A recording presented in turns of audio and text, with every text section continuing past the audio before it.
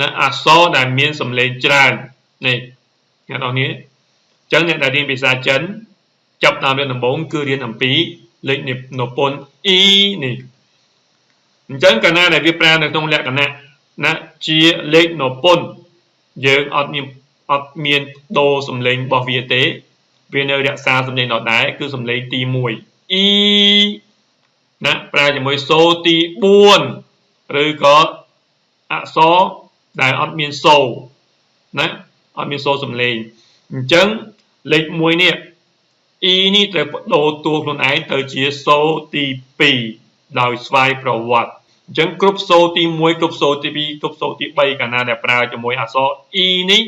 អញ្ចឹង e ខ្លួនឯងត្រូវបដូរតួទៅសូរទី4អានថា e មានមួយទៀតអក្សរពូនេះអញ្ចឹងពូបដូរតួមកសូរទី2លុះត្រាតែវាប្រើជាមួយនឹងសូរទី4អញ្ចឹងពូរក្សាសំឡេងសូរទី4ដដែលនៅពេលដែលវាប្រើជាមួយនឹងគ្រប់